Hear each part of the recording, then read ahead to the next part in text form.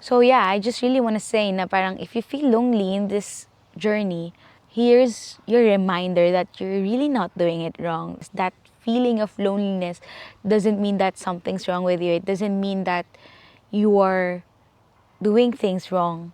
It doesn't mean that you're on the wrong path. It just means na you are evolving, you are changing, and change is a good thing. Change is really not a bad thing. Amo yung mga tao magsasabi na, oh, nagbago ka na. Take it as a compliment. When people say, oh, nagbago ka na, yeah, I'm not that same person anymore. Nobody really warns you about this part of growth. A lot of people will talk about the glow up, the new version of you, the leveling up, all those nice things that comes with growth. Not a lot of people will warn you about how it can actually feel lonely sometimes. So that's what we're talking about today. Kasi at some point in your growth journey, there's going to be this moment where parang, oh, nasa na yung mga friends ko?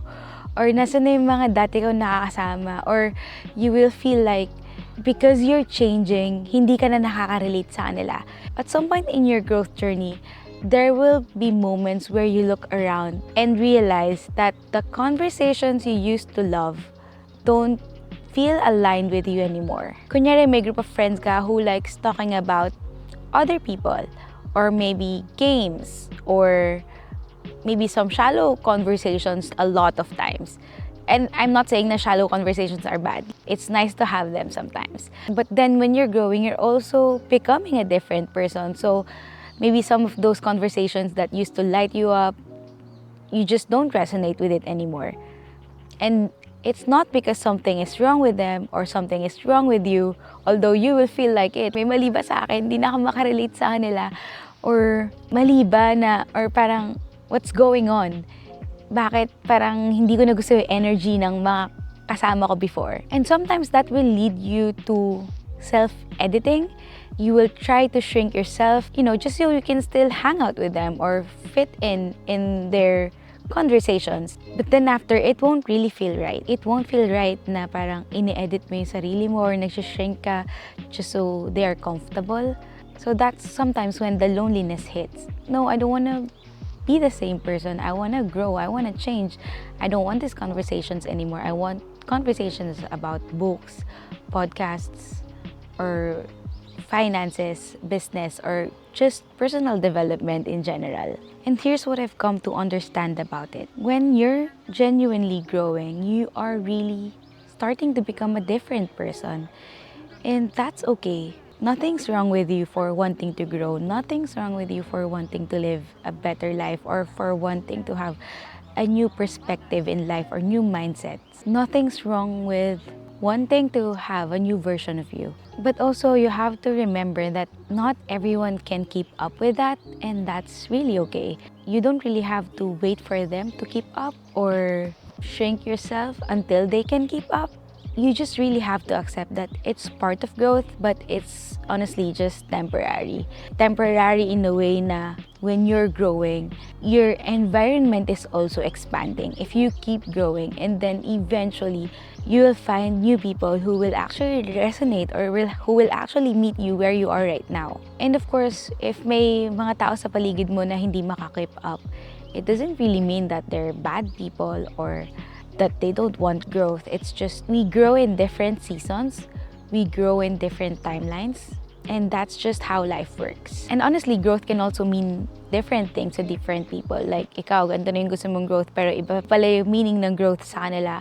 Ikaw, growth sa'yo is like just enjoying your single life, but growth to them is really starting a family. And doesn't mean one is right, the other is wrong, diba? The important thing is you know where you are going, or you know the kind of growth that you want, and that you follow through that path. Like I said earlier, you don't have to wait for people. You don't have to shrink yourself until they can catch up. You just need to focus on your growth.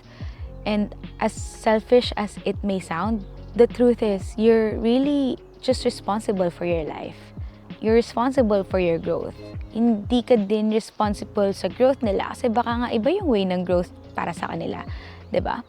And sometimes kasi Either ikaw yung nauuna or ikaw yung nahuhuli. Depende kung kanino ka nakatingin eh. But what's important is, do you like where you are right now? And do you like where you're heading? I said earlier, at some point in this growth journey, you will really lose a lot of people. Not because they became a bad person or not because you're a bad person for like leaving them or for like letting them go. But sometimes that's just really how it goes. Some people will naturally catch up to where you are or they will be attracted to your growth. But some will also naturally fall off, and that's normal. I hope na parang you don't think that something's wrong with you when that happens. Kasi yun yung mali ko before. I always think that there's something wrong with me, there's something wrong with me. But then, sa ibang direction pala kasi ako pupunta. And the universe is just really bringing me to a different direction na I won't need these people in that season of life. And that's just really how things work sometimes. In an ideal world, sabay-sabay kayo nag-grow, but that's in the ideal world. In the real world, you should really just focus on your own growth.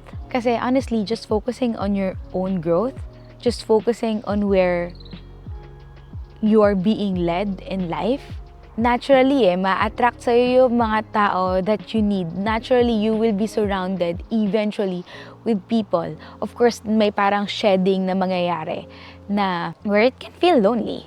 Like, hindi na kayo nag-uusap ni ganito. Hindi ka na makarelate kay ganyan. Hindi mo na siya feel kasama ulit. These things will really happen. That's part of growing. But then you have to be okay with it kasi those things that are naturally falling off, they will be replaced by people who are more aligned, opportunities that are more aligned, and yeah, even projects that are more aligned.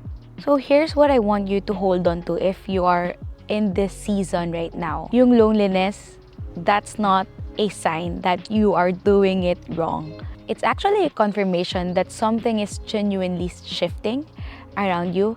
Kasi imagine, if walang nagbabago sa paligid mo or if everyone still completely understands you, then what does that mean? I think it could just really mean that maybe you're not growing kasi naintindihan ka pa nila or kasi you're probably just still the same person. You're not genuinely changing. Every level of growth attracts a new level of people. And the right people will meet you on the other side. People who will resonate with where you are in life right now. And while it can feel lonely being in the middle, like yung nagsashed ka ng old environment mo and you're trying to find a new environment where you feel more aligned, know that you are not alone. Somewhere at some point in life, someone is actually going through the same things that you are going through right now. And I think that's actually also why I wanted to create this channel or this video. Kasi not a lot of people talk about how lonely it can feel sometimes. And I think knowing that there's also someone who is feeling the same or who is in that same situation in this life journey or growth journey makes you feel like kahit isa lang like, nasa tamang landas pala ako. Parang ganon. And actually, that's how I got through the things I've been through.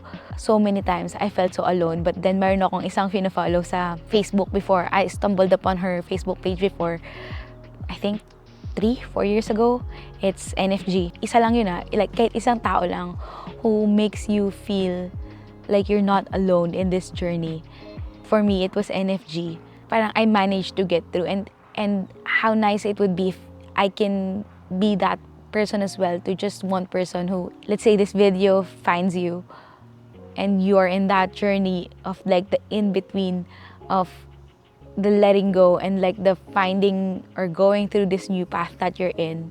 I feel like it already helps so much. So if you're not yet following someone or if you don't know someone yet na parang who like actually lives or embodies the person that you want to be, try to find influencers, creators, or people you can actually resonate with who can make you feel that you're not alone in this journey.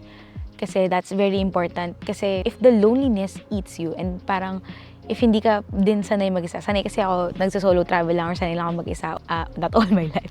Like sanay lang ako madalas mag-isa and I'm happy by myself. But it's also important to find people who have been or who have overcome that journey that you're in, or that part of the growth that you're in, and learn from them. Or maybe you can also create a community of your own if that's your thing. If you can find your people yet, you can post in the Facebook, or baka kasi may mga old friends ka pala from like way back na hindi mo na nakauusap, pero nasa same journey na din pala sila, or nasa same season sila. Even just one person who can make you feel less alone in this journey is really helpful na. And like I said, maybe that's also the reason why I started this channel. I don't follow a lot of influencers or content creators kasi I just really choose what I consume. So you don't have to follow a lot of people, but just a few quality people that you can resonate with. That's very important. Kasi maybe that's where you're being led to. Actually, si NFG, she became my friend, I think, 2 years after I was following her on Instagram. For some reasons, the universe just really worked its way. So I can meet her and then actually hang out with her. So, what if kaya ka pala na-attract dun sa tao na yun in that sense is because that's also where you're being led to. That's also the path that the universe is leading you to, diba? And maybe you will see that new version of you growing with those kind of conversations, those kind of people. So yeah, I just really want to say na parang if you feel lonely in this journey, here's your reminder that you're really not doing it wrong. That feeling of loneliness doesn't mean that something's wrong with you. It doesn't mean that you are doing things wrong. It doesn't mean that you're on the wrong path. It just means na you are evolving, you are changing, and change is a good thing. Change is really not a bad thing. Amo yung mga tao magsasabi na, oh, nagbago ka na. Take it as a compliment. When people say, oh, nagbago ka na, yeah, I'm not that same person anymore. I'm not the same person who is like maritesing other people's life, diba? Yeah, even though it can really feel lonely sometimes, I hope you just know that growing is a beautiful thing, even though sometimes it may not really feel like it. But it's really a good thing. So keep growing, keep going, keep changing, keep evolving. And one last thing that I want you to remember, you are gonna go through this cycle again and again. I think I've gone through this cycle, three times already. And I'm expected that it's gonna happen more in the coming years. Yung hindi ka na nagre-resonate sa friends mo na to, or a group of people na to, and then now you're finding new people who you can actually relate to or resonate with. It's just not gonna end. Not because nangyari sa'yo once, okay, done. Okay, these are my people. No, because parang seasons lang yan nagbabago And that's just how nature works. That's just how life works. And that's beautiful because it means you don't have to be stuck in just one season of your life. Even though it feels good, there's always something better in the next season. I hope that makes sense. Oh, by the way, as you can see, I'm here in Jeju. Merong mga tangerines here. Halabong, I think halabong is what they call it. I'm here in this cafe called Cafe Dendri because I walked down the Samdalri area. If you've watched Welcome to Samdalri, one of my favorite K-dramas, very light lang na K-drama. At least for me, it was light, cutesy. But I'm here in Cafe Dendri.